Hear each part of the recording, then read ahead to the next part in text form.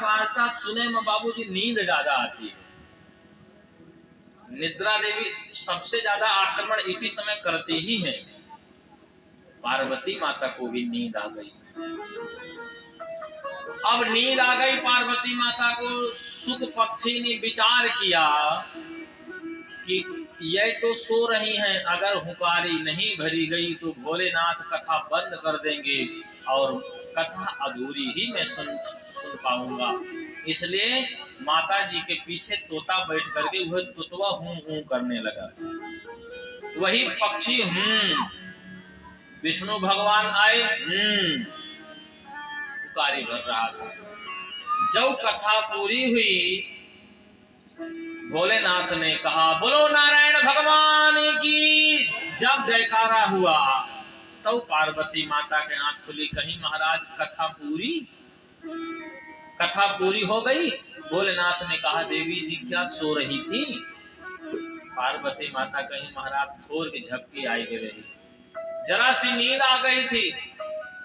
भोलेनाथ ने कहा वो सब तो बाद में देखूंगा, पहले ही बताओ कि तुम सो रही थी तो फिर कथा सुन कौन रहा था, पुकारी कौन भर रहा था? देखा पीछे तो वही तोता। बस भोलेनाथ ने त्रिशूल चला दिया उस तोते के ऊपर। जानते हैं क्यों?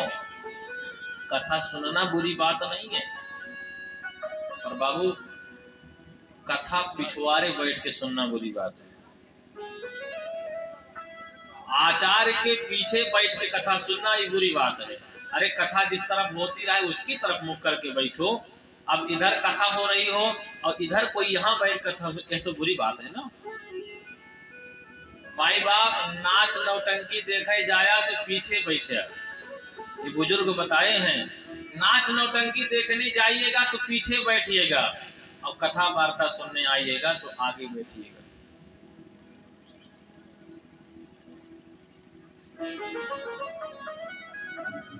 भोलेनाथ ने कहा इसने पीछे बैठ के कथा सुना, यही इसका अपराध है और इसको मरना पड़ेगा। खींच के त्रिशूल चला दिया और वो तोता वहां से उड़ा अपनी जान बचाने के लिए। कहीं ठौर ठिकाना मिल नहीं रहा था उस तोते को। उड़ते उड़ते कैलाश पर्वत से हरिद्वार पहुंच गया। हरिद्वार में बद्री विशाल भगवान की बद्रिकाश्रम में व्यास महाराज की कुटिया बनी हुई है, उसका नाम है सम्यक्प्रास। बद्री विशाल दर्शन करने जाइए। बद्री विशाल से थोड़ा और आगे बढ़ेंगे तो भारत देश का सबसे आखिरी गांव पड़ता है माना गांव, उसका नाम है माना ग्राम। माना ग्राम से भी आगे तक रास्ता जाती है, जहां तक भारत देश की सीमा है वहां तक रास्ता है। और वहीं आखिरी छोर पे एक चाय की दुकान है, उस पे लिखा हुआ है कि आगे चाय ना। इसका मतलब ये भारत देश का आखिरी गांव है, यहाँ तक चाय मिलती है, इसके आगे चाय ना। इसके आगे चाय नहीं मिलेगी। क्यों? क्योंकि इसके आगे चाइना है। उसके बाद चीन का बॉर्डर शुरू हो जाता है। माना गांव, वही माना गांव में ही व्यास जी महाराज की कुटिया है, उसका नाम है सम्यक्प्रास। व्यास जी महाराज को भी बड़ा असंतोष था, कोई संतान नहीं थी व्यास जी महाराज को। व्यास जी की पत्नी को उबासी आई, मुंह खुला और तोते को भी मौका मिला, मुख के द्वारा पेट में तोता प्रवेश कर गया। जैसे भोलेनाथ का त्रिशूल पहुंचा सोई व्यास जी महाराज ने हाथ लगा लिया। अरे महाराज पत्नी मार डालोगे क्या हमारी? भोलेनाथ ने कहा कि तुम्हारी पत्नी के गर्भ में जो तोता गया है उसको मरना पड़ेगा, क्योंकि वो अमर कथा का पान कर लिया है। परंतु यदि अभी नहीं मारा तो फिर ये अमर हो जाएगा। अरे दवाई खाते हो तो आधा घंटा का मौका लेती है दवा भी असर करने में, वही तरह अमर कथा भी मौका लेती है असर करने में। ऐसे नहीं है, चाहे जितने एमजी की दवा खा, 2-4 मिनट समय तो ले ही करिए ना, ऐसा तो है। भोलेनाथ ने कहा मरना पड़ेगा। व्यास जी महाराज ने कहा गुरुदेव कोई और उपाय नहीं है? कहा उपाय है, अगर ये भगवान का भक्त बन जाए तो छोड़ दूंगा। भोलेनाथ ने कहा मैं वचन देता हूं कि मैं इसको भगवान का भक्त बना दूंगा।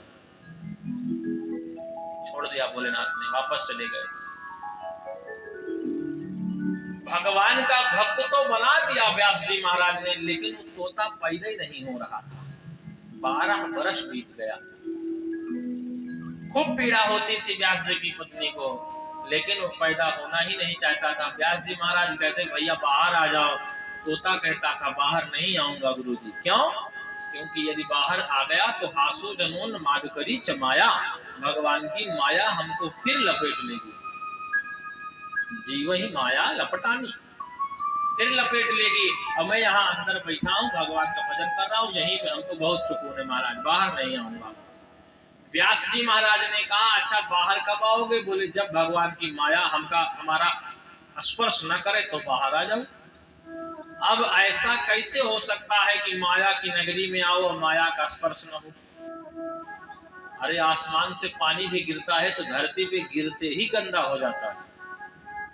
हम धरती पे हमें साफ सुथरा बनेगा, ऐसा कैसे हो सकता है महाराज? तो व्यास जी महाराज ने कहा कि एक सुई की नोक पे एक सरसों जितनी देर टिक सकती है, उतनी देर के लिए मैं इस माया का संवरण करने में सक्षम हूं। उतनी देर के लिए मैं माया को हटा सकता हूं। बताओ उतनी देर में पैदा हो जाओगे? एक सुई की नोक पे एक सरसों जितनी देर टिक सके, उतनी देर के लिए मैं माया को समेट लूंगा। बताओ पैदा हो सकते हो? शुक ने कहा जी हो जाऊंगा। उतनी देर के लिए व्यास जी महाराज ने माया को बटोरा और उसी बीच में सुख के रूप में सुखदेव स्वामी का जन्म हुआ है। बोले सुखदेव जी महाराज की हो। और पैदा होते ही दंड कमंडल लेकर के सन्यासी हो गए। पिताजी बुलाते रहे, अरे बेटा बात तो सुनो, बेटा रुक जाओ बेटा बेटा बेटा। पर सुखदेव बाबा पीछे घूम के देखा तक नहीं। ऐसे परम बीतराग उत्प्रेति तन्मयतया सर्वोभिनेदु। तो बोले तम सर्वभूत हृदयम मुनिमान तोष्मि। सुखदेव बाबा दंड कमंडल लेके जा रहे थे तो आगे कुछ स्त्रियां स्नान कर रही थी। वो सुखदेव बाबा को देखी, कोई फर्क नहीं पड़ा। पर पीछे से व्यास जी महाराज भी बेटा बेटा बुलाते बुलाते जा रहे थे। जब व्यास जी महाराज को देखा, फटाफट अपना कपड़ा पहन लिया। व्यास जी महाराज कहे हम बुढ़ापा आदमी, हमसे तुमको शर्म लग रही है? हमारा जवान बेटा तुम्हारे सामने से गया, तब शर्म नहीं लगी? स्त्रियों ने कहा गुरुजी यह अंतर है आप में और आपके पुत्र में। आपके पुत्र के अंदर से स्त्री पुरुष का भेद ही मिट गया है। अलक्ष लिंगम स्त्री पुरुष भेद रहितम। और आपके अंदर यह भेद है। इसलिए सुखदेव जी महाराज को परिव्राजक कहा जाता है। परिव्राजक का आशय जिसके अंदर से अलक्ष लिंग का भाव पैदा हो जाए, स्त्री पुरुष का भेद ही मिट जाए। ऐसे परम बीतराग महामुनि श्री सुखदेव जी महाराज मुनिमान तोष्मि प्रणाम करते हैं, नमस्कार करते हैं सूत जी महाराज। नारायणं नमस्कृत्य नरं चैव नरोत्तमं देवीं सरस्वतीं व्यासं ततो जयमुदीरये। सबको प्रणाम किया और अब बताओ क्या पूछना चाहते हो? शौनक आदि ऋषियों ने कहा गुरुजी सबसे पहले तो यह बता दीजिए कि जीव का परम धर्म क्या है? मानव मात्र का परम धर्म क्या है? सूत जी महाराज ने कहा जीव का परम धर्म है भगवान की भक्ति करना। काम करते रहो पर शर्त यही है कि नाम जपते रहो। जीव का परम धर्म ही यही है कि भगवान की भक्ति करना। सवै पुंसां परो धर्म यतो भक्ति रथोक्षजे। जीव का परम धर्म ही यही है कि अधोक्षज भगवान की भक्ति करना। और भक्ति कैसी होनी चाहिए? बोले अहैतुक्य अप्रतिहता जयात्मा संप्रसेदति। अहैतुकी भक्ति होए, हेतु रहित अहैतुकी भक्ति, अहैतुक्य अप्रतिहता, कोई स्वार्थ न रहे। देखो ये न कहिए कि भगवान बेटा दे दो तो लड्डू चढ़ाऊंगा, ये न कहिए, यह भक्ति नहीं है बाबू, ये तो सौदा है, सौदा। बेटा दो लड्डू लो, ये तो सौदा हुआ, ये मन्नत नहीं है। सूत जी महाराज कहते हैं अहैतुकी हेतु रहित भक्ति हो। महाराज जो मेरे भाग्य में होगा, जो मेरा कर्म होगा, वो मुझे प्राप्त होकर के रहेगा, पर मेरा धर्म है कि मैं आपकी भक्ति करूं, इसलिए मैं आपका स्मरण करूंगा। अहैतुक्य अप्रतिहता।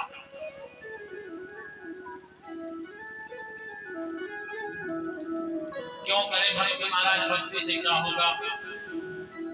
वासुदेवे भगवती भक्ति योगं प्रयोजितः जनयत्यासु वैराग्यं ज्ञानं च यद्। भगवान की भक्ति करोगे तो वैराग्यम च ज्ञानम, भक्ति के ही बेटा है ज्ञान और वैराग्य। कल आपने सुना था, इसलिए भक्ति करोगे तो ज्ञान और वैराग्य पैदा होंगे आपके अंदर। ज्ञान होगा और वैराग्य होगा। ज्ञान के बिना भक्ति उसी प्रकार बंध्या कहलाती है जैसे स्त्री तो बहुत खूबसूरत हो पर संतान न हो। जनयत्यासु वैराग्यं ज्ञानं च यद् हेतुकम्।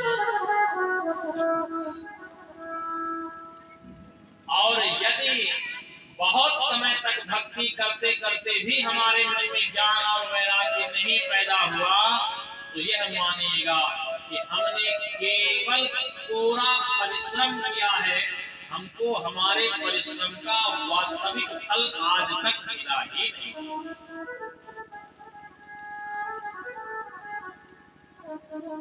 धर्म स्वनिश्चित पुंसां विश्वक्सेन कथासु यः नोत्पादयत्यतिरतिं श्रम एव हि केवलम्। केवल हमने पूरा परिश्रम किया है, हमको हमारे परिश्रम का पारिश्रमिक अभी तक मिला ही नहीं।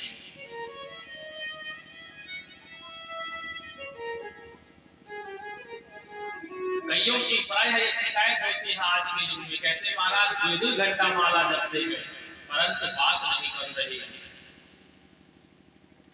भक्ति करते करते यदि ज्ञान और वैराग्य हमारे अंदर नहीं बनते, अब महाराज एक हाथ में माला रहे, एक हाथ में ये ध्यान रहे कि दुधवा धरे ही गर्म होएगा इंडक्शन पर, अगर मान लिया खौल की गिर गया तो मन और महुआ चित्त घुसैले जोन कुछ हुए, फिर बात बिगड़ जाएगी बात। इसलिए यदि ऐसा करते करते बहुत समय बीत गया, ज्ञान और वैराग्य हमारे अंदर न बनते तो हम श्रम एक ही केवल पूरा श्रम कर रहे हैं, हमारे श्रम का हमको पारिश्रमिक माने फल अभी तक मिला ही नहीं है।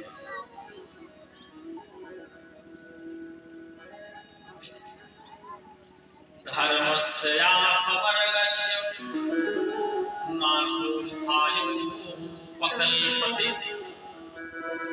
नार्थस्य धर्मैककान्तस्य कामं लाभाय स्मृतः। भक्ति करते हुए अपवर्ग की प्राप्ति हो जाए, यह जीवन का आखिरी लक्ष्य होता है। अपवर्ग प्राप्त हो जाए, यह जीवन का आखिरी लक्ष्य है। अपवर्ग माने मोक्ष, भव बंधन से मुक्ति हो जाए, बार बार जीने मरने का झंझट खत्म हो जाए, यही है अपवर्ग।